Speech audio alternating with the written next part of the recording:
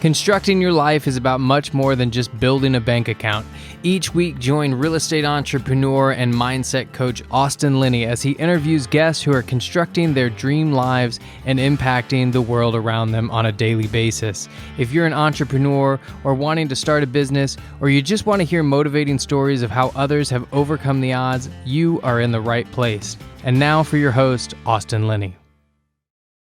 Guys, welcome back to Construct Your Life. This is Austin Linney here. I might use his name, I might not. We'll just call him the six-figure course creator, Mr. Michael Gonzalez. How are you doing, sir? Good, brother. How are you, man? It's great to be here. Yeah, it's great to be here, man. You know, in true Austin Linney fashion, we've shared a DM or two, but don't know much about you. I just know that you seem to be helping all my friends, create, I'll just use it very clearly, leverage in their business, right? Leverage in their time and their freedom. But your story, man, where did you start for the audience? Yeah, I mean, FreedomBuilderz is the company that was born out of doing just what you said. It's helping people mainly in the coaching space. And it was born during the pandemic. I had been an online fitness coach years before the pandemic even happened. And then when the pandemic started, I had a lot of coaches that were friends of mine that were mainly in brick and mortar come to me and say, hey man, they're closing everything down. I need to transition online on the fly and I don't know how to do it. Can you help me? And I said, of course. And I started helping them for free. I wasn't even charging anything. And then as more and more came into my space, I realized, I wonder if I can create a business model around this. So I did. And we've been helping people ever since. And we're approaching 60 online businesses built out, either in process now or completely built out now. And our goal is to hit 100 before the end of the year. I love that. And what would you say, right? Because, what I've noticed, and maybe it's just my friends, I think sometimes I've noticed a lot of the fitness guys, they get started in the fitness, but they love the mindset. And they're kind of like, I feel like a lot of them are like transitioning outside of just fitness, right? When it's mindset, it's other things like that. Have you seen that trend as well too, where they're saying, I don't want to be pigeonholed as just this guy, but I lost 80 pounds myself when I got sober. And I think a lot of it was more mental than it was like me working out the right way. You switch a couple things and shift. Have you seen that as well? Totally. So fitness is the most powerful vehicle for change. Because once you change something tangible, then you get curious about what you can change in the intangible. So as you see your body transform, you transition into what would the mental body look like to change, or the energetic or the spiritual or the emotional body. What would that look like to change? Now, the trouble that most of the coaches that I see get into is that they try to sell the intangible when most people are still at a level of awareness where they want to change the tangible. So they're just not familiar with the opportunity to change or shift their mind. Now, you and I both know it's mindset because we have a higher level of awareness. Mm-hmm. But if you try and pitch that as your marketing message, which I did for many, many years, it goes over people's heads, right? Because most people, they just want to change their body so that they can be healthier, or they can have more intimacy in their life, or they can be more productive at work, aka, more energy. This is the most important conversation, and it plays on 11 different layers, and I'll explain why. Let's say you're posting a real estate deal. Okay, because I do this all the time. I'm a consultant for a lot of things. People come to me and go, you know what, dude? I'm going to do the tiny houses. We're going to have tree houses. We're going to have teepees. We're going to do a holistic retreat. We're going to do all these things. And I go, yeah. And guess what? It's not going to get financed. And they're like, why? And I'm like, because lenders don't have an imagination. And so when I truly leveled up my business is when I sold what you could see, and then I gave you what you actually needed after you were already in my ecosystem. You got it, man. Bring them in with what they want and then give them what they need, right? And why would somebody not present that? It's ego. I got the thing. I got the magic bullet. This is the thing. And I said it. We had a podcast earlier with Chase and Conrad, my business partners. People make it complicated so they have a way out. So they have an excuse of why it didn't work. When I would imagine when you get your clients and you lay them through the process, it's probably more simple, tangible things. I would imagine the same as me. When I look at them, we probably cut out 70% of what they're doing. Yeah, simplicity is king. It is the key to creating success. Because if you can't explain something simply, you probably don't know it as well as you think you do. And also, when you complicate things, and this is something that, we advise on when we're first talking to people when they want to build out an online course. It's like, hey, listen, I know you want to shove all of your knowledge into this course right now, but remember, less is more. And actually, you're doing more damage to the success of your course when you try and throw everything that you know in there versus streamlining it and simplifying it. Because when you throw everything in there and overcomplicate it, you overwhelm the client. And an overwhelmed client quits the process. They don't get the result that you're promising. And now that's a negative, look on your course. So Sam Walton, the owner of Walmart, in his office, he has a cardboard cutout of a lady named Sally. And he has many people that are Harvard grads, MBAs. They'll walk in, they'll pitch Sam an idea. He'll look them dead in the face and he'll say, Sally doesn't understand. And they're like, what do you mean, Sally? Who's Sally? And they're like, it's our client. If you can't sell it to Sally, it's not going to get in my store. Yep. And ultimately, there's a guy out there. His name is Michael Burt. He's a very, very successful coach, former basketball player. And I studied him. And I don't agree with everything he says, and he has different ways. But the thing that he sells better than anybody is he can package an idea better than I've ever seen. And when you can package an idea and you can study words and you can understand what they mean to people and they can easily consume it. My favorite book, Naval Iraqi, Naval, he's an angel investor. He's invested in like 200 companies. And they basically took a book and they distilled all of his podcast episodes and all of his like talkings and everything. And you read it. It's the most easily consumed. It's a conversation. And like you're just like tearing through it. And I took so much away from that book because it wasn't trying to get a point. It was just telling the point. And I think a lot of people need to look at their marketing and branding that way. And understanding that you have to really touch the core of somebody to get them to spend the money or get them to even invest in what they're doing. And what you're describing earlier is that if you give them everything that you need, then what's next? Like if you shove everything in the course and there's not round two or there's not, longevity, right? We track to see how long our clients stay with us, not how short they are with us. Yeah, it's going to affect the average lifetime value of the customer for sure if you shove everything into one course. But I think even more detrimental than that is that you take them through a negative experience. And experience is everything when it comes to online courses. Remember, we want to take them from a customer or a client and we want to turn them into a fan. And the way to do that is to give them an experience that they're fanatical about. And the reason we want fans is because fans tell other people about your course. Fans, again, become fanatical. They buy into your mission. They buy into your values. Remember, people don't buy your product. They buy the heartbeat of the business, which is you, right? They don't buy the program. They buy the coach. They buy your knowledge, not the knowledge, right? So when you're taking people through that process and you're creating that experience for them, then that word of mouth, which is the best marketing, is amplified. And you can grow your business better with bigger margins.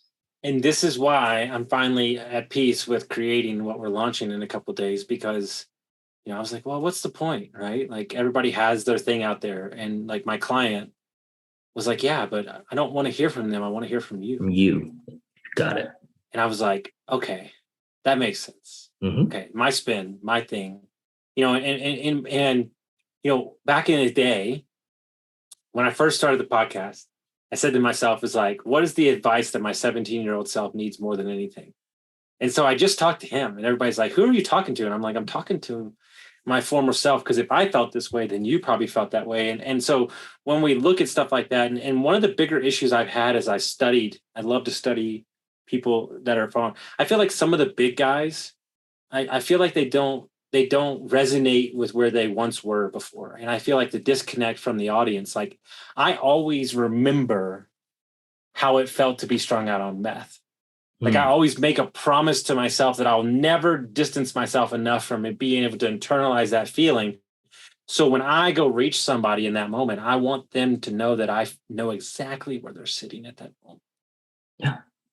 That's the power in messaging, and obviously transitions into sales. If you can step into the story that is playing in your client's head, that is causing them a massive amount of pain, and you can express it like you know it intimately, sometimes even better than they can even communicate it, then they will automatically believe that you have the best solution possible and will buy your product because they know that you understand them, you resonate with them, and you get them. And that's what people want. They want people that understand them, that get them. And that's where the story comes in. Remember, authority plus story plus quality results equals fans. And when clients come to you, what in their minds is easier than they thought when they get started with you, and what's harder than you when you engage them, like something they didn't really see was coming? Yeah, the message is usually the big one, right? Because again, we forget where we were when we were in that state of pain. Once we, ascend to a higher level of awareness.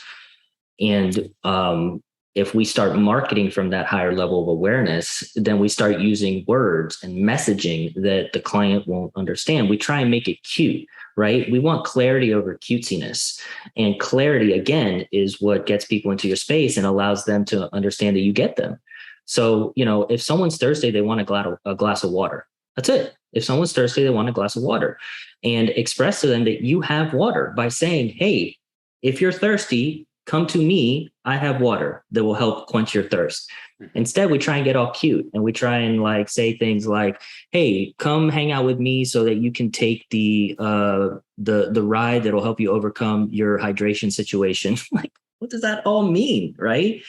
And once we start simplifying that message and getting very clear with it, that's when it starts to land with people. Well, I think that ultimately the single greatest thing, and this is like transition into newer leveled up version of Austin. When I first started, all my content was I, this. This is me. This is what I did. And the moment that I took the I out and I made it we or you, this is how you feel, man, the content just flipped around and people really took it as their own, right? Mm-hmm. And it when I write something from that point of view, there 7 people shouldn't say, oh, this message is just for me, but that's what you're doing. And so, yeah, it might be written in a context of me looking at a third person, but ultimately they're wearing it as their own. And it's so much more powerful that way than look at Austin do this.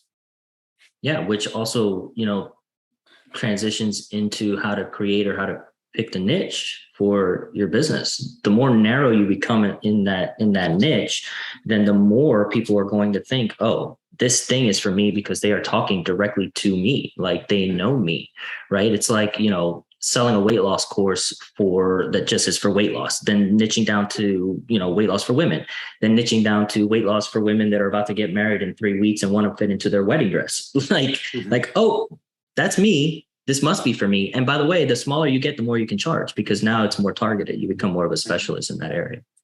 So when COVID hit and you were coaching already, before this happened, did you ever see this for yourself? Is this something that just came on quick and then you realized that you had a knack for it? Is it something that you always had in the back of your mind? I always wonder, I know some businesses are built out of just, but I'm just curious if 6 months in and clients will start getting success, you're like, oh shit, I got something here. No, I failed forward a lot with my own programs. And that's really where FreedomBuilderz came from. It was like, okay, cool. Let me go back and remember my journey. Let me remember all the times where I bumped my head up against a wall, and let me create a solution for that. Business is simple.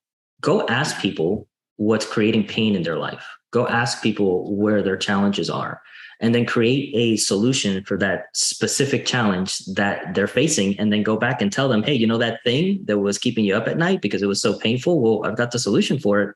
Do you want it? What are they going to say? Right? Of course they're going to say it. Yes. And of course, the amount you can charge is proportional to the amount of pain that you're helping someone overcome. So if someone is diagnosed with 3 days to live and you come to them with a pill that says, hey, I can make that all go away and you can live the rest of your life, you can charge whatever you want for that. Right. And of course, the opposite is also true, right? When it comes to evaluating your course. But yeah, man, I bumped up against a lot of challenges building my own online courses. And I also wore a lot of hats and dabbled into a lot of stuff that wasn't in my zone of genius, which of course caused overwhelm and frustration. I remember one time, and I've told this story a couple times, where it took me 80 hours to build out a landing page, a single page landing page, because it was not my zone of genius.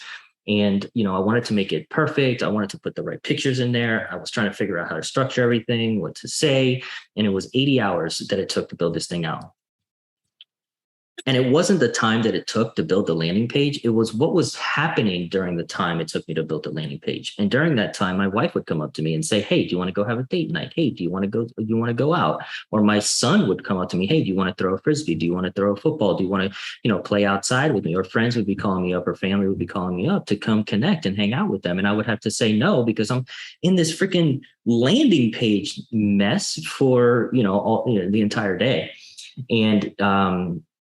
And it was after that situation that I decided that anything that isn't in my zone of genius is going to be delegated from now on. And I started building a team to first build out my own online courses.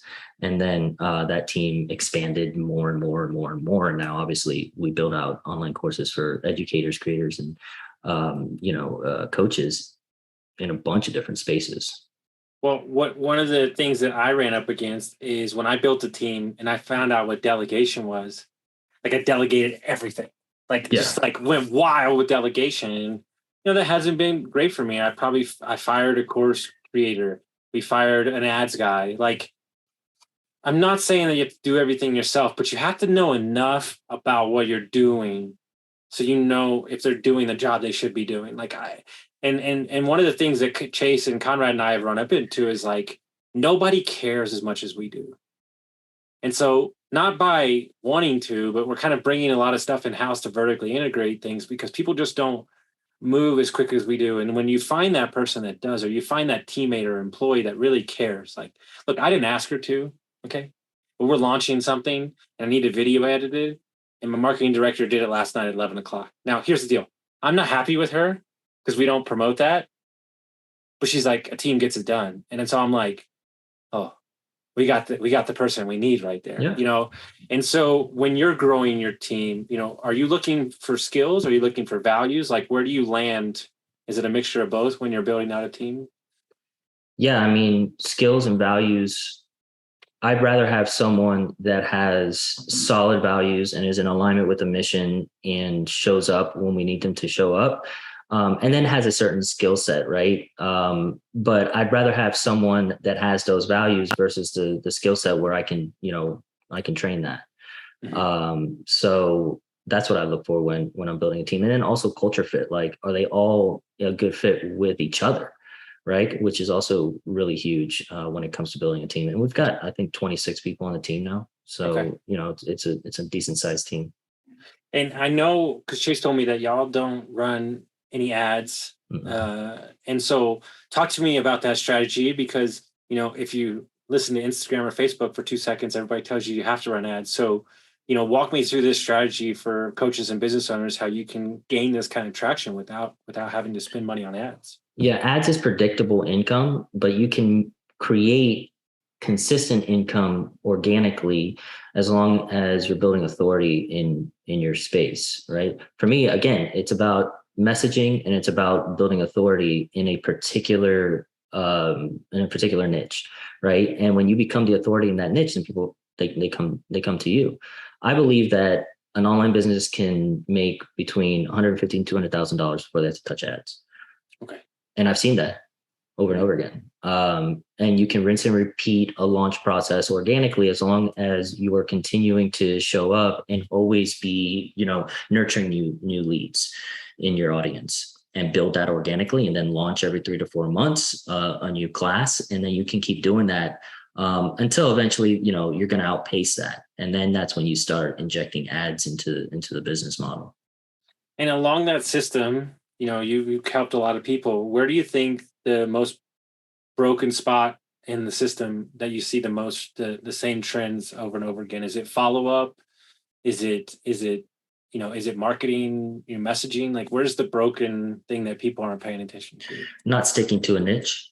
I think a lot of coaches, they try a niche for a couple months and then, they don't think it works. And then they try another one and then they don't think that one works. And then they just keep going over that time and time again. And what they're not realizing is that they have to start over every time. And I think the mentality is that the market is going to fix the problem, and it's not a market problem. It's a time issue, right? Because how do we create change? Time plus reps equals change. So you have to stick with something, put the reps in over and over again, and always be course correcting along the way. And it's inevitable that you will be successful. Mm-hmm. And I also think that people, they haven't spent enough time with themselves to understand what it is because like people can feel like everything. Like if you know that thing, like I have my coach that got me through my divorce and my addiction and everything. He said, look, dude, you're really stressing about like where you're going to find clients. And he's like, you never have to worry about that. I'm like, what the fuck are you talking about? And he said, you only coach what you've been through. Mm-hmm. And so like when I see it, I'm like, oh yeah, victimhood, got that. Divorced, been there. And it's like so easy when you identify it and you're like, oh, I got you. I got the medicine for exactly what you need. And then boom. Now where I've had a little bit of an issue, and this has been a tweaking in my process, is giving them too much information too soon. Not everybody's me. And so you kind of have to work up to it. And that's where I think, having a course and allowing them to work through it at their own time and have their own epiphanies sometimes can be almost more of a benefit. And then they go into coaching. I think is kind of like you're like not conditioning them, but opening up some new areas in their mind that maybe they didn't have before that they need to kind of process in their own thing. When I switched from being a coach to a guide, my business really shifted and I gained a lot more success with my clients. Yeah, you get to meet people where they're at.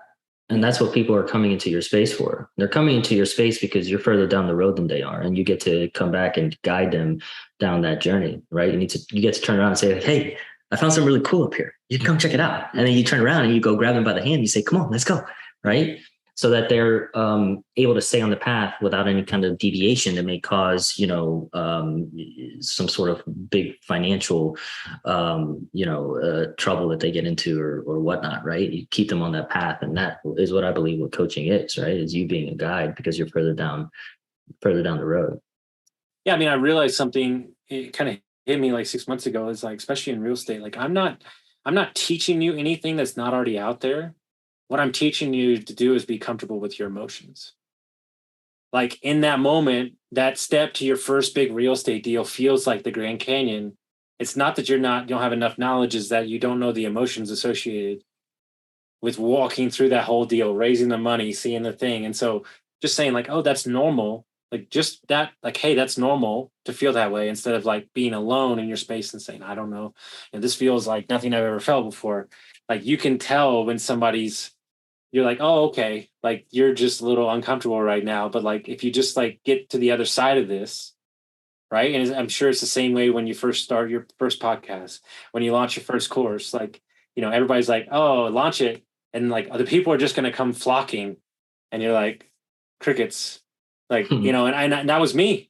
Like I paid a guy a lot of money and he was good at the course part and terrible at the marketing part. And I still never sold one of those courses, and I just put it to bed finally. And what I realized is that I didn't know who that course was for. Yeah. And so when you build a course and you don't have an end user in mind, then you're not really building anything. That's the journey of building a course. Start with the result. And how are you going to get that client the result that they're coming into your space to get? And then you deconstruct from there. And that's the path. That's the sequence, how you organize your course. And then you take them through the experience. You take them through the journey of getting that result. And you do everything that you can to make sure that client gets the result, period. That's it. Mm-hmm, mm-hmm. And then, those are the makings of a really successful process and a successful course. When you build out and you vision out your company and you've helped many entrepreneurs and coaches, like where do you see this business in 5 years, 3 years? FreedomBuilderz? Yeah. Mm-hmm. I see it transitioning into more corporate, like instructional design. Okay.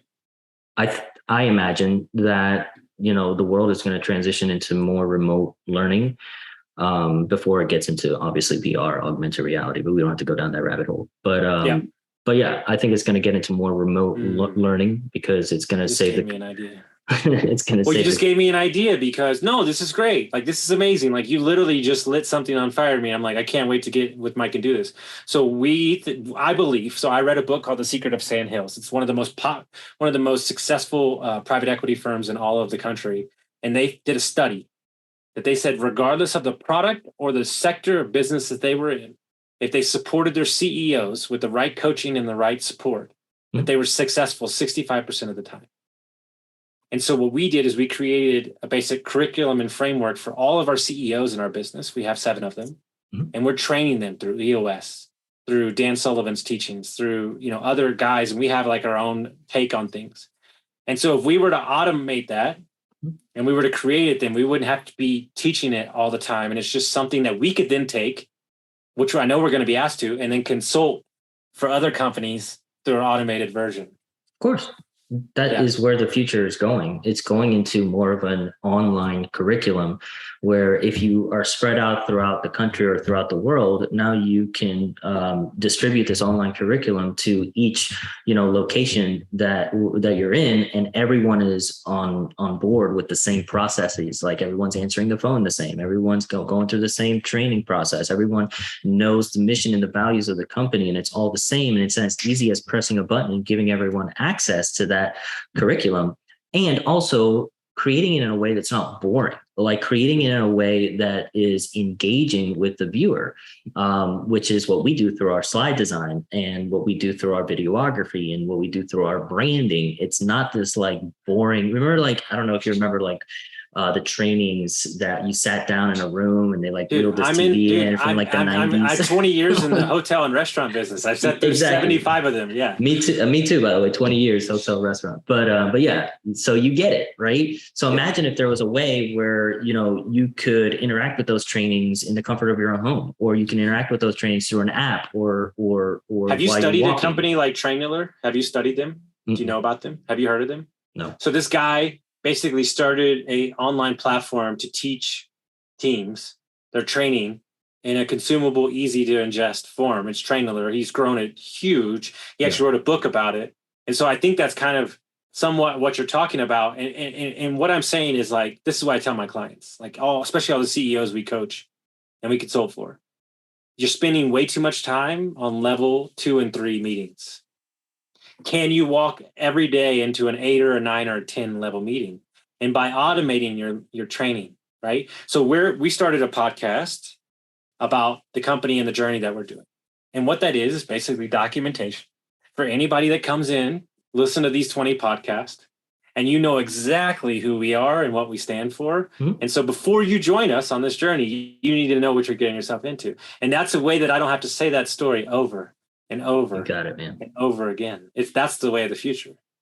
Yeah, anything that you say over and over again can be put into some sort of video that you can distribute multiple times. And now you can reserve your time and energy for higher level conversations, right? Where now you can interact with people in a different way that are already prepped, foundationally on what you want to talk about, instead of taking days to get them prepped, right, on the foundational stuff. So I believe that more companies are going to implement that into their business model, in the upcoming years. And then eventually, like I said, we'll get into some sort of, augmented situation. But before that, that's where I see Freedom Builders in the next 5 years, where we're helping corporations create those systems so they can reach more people. We're already doing it now with a couple companies, but I think it's going to get bigger. I love it. So if people want to find out more about the company, they want to engage y'all, how would they do that? With Freedom Builders, the best way to engage with us is the website, FreedomBuilderz.com. Builders is with a Z. And then obviously you can find me on social media, Mike G Coaching on Instagram. I love it. Guys, if you got some value from this episode, send it to a friend, and we'll see you next one.